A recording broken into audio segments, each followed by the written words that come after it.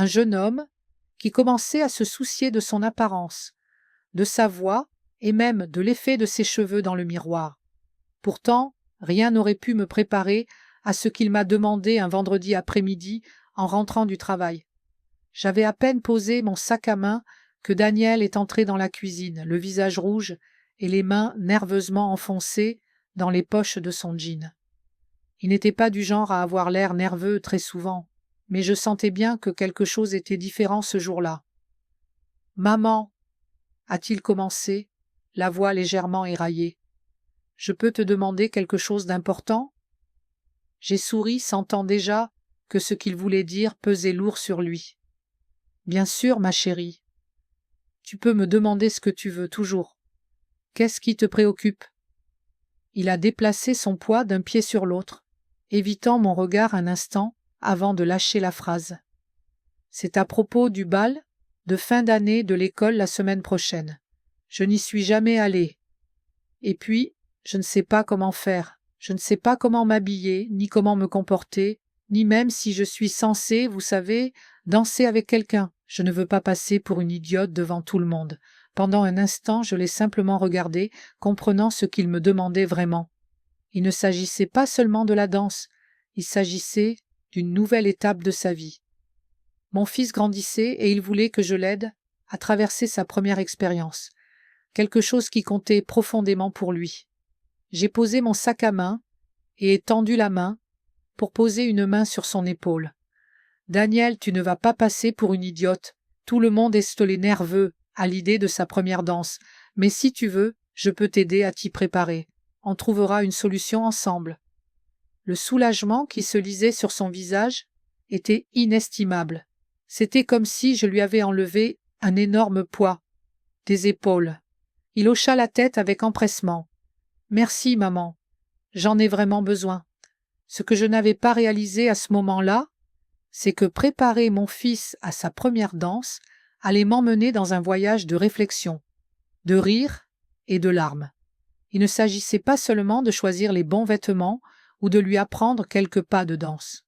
Il s'agissait de lui apprendre la confiance, le respect et comment gérer l'une des premières grandes étapes de la vie. La semaine suivante, notre maison est devenue un lieu de préparation et de transformation. Le samedi matin, nous sommes allés au centre commercial ensemble. Daniel détestait faire les magasins, grognant généralement quand je l'emmenais acheter des vêtements pour l'école, mais cette fois, il était différent. Il s'en souciait vraiment. Nous avons parcouru les magasins et il a regardé les costumes et les chemises avec un sérieux que je ne lui avais jamais vu auparavant. Après avoir essayé plusieurs options, il est finalement sorti de la cabine d'essayage vêtu d'un costume bleu marine foncé et d'une chemise blanche impeccable.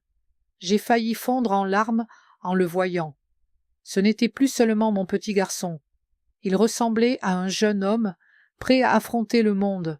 « Daniel, » dis-je doucement, la voix tremblante, « tu es magnifique. » C'est lui. Il eut un sourire timide en tirant sur les manches. « Tu le crois vraiment ? » ?»« Je ne le crois pas. Je sais. Alors, ce soir-là, j'ai décidé qu'il fallait qu'on s'entraîne à quelque chose d'encore plus important que la tenue vestimentaire. « Bon, Daniel, » dis-je après le dîner, « si tu vas au bal, tu devrais peut-être apprendre à, à danser, même si ce n'est qu'un slow. » Ses yeux s'écarquillèrent.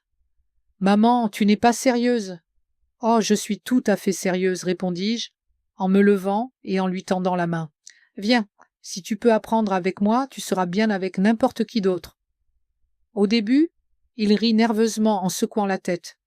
Mais finalement, avec quelques encouragements, il me prit la main.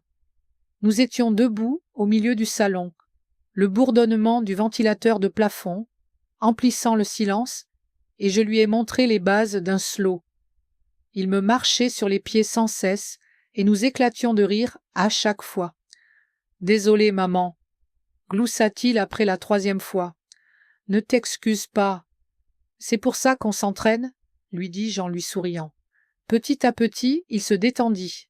La raideur de ses épaules disparut et il se déplaça bientôt plus naturellement. Je lui ai appris à diriger avec douceur, à garder des mouvements fluides et surtout à paraître à l'aise même lorsqu'il était nerveux.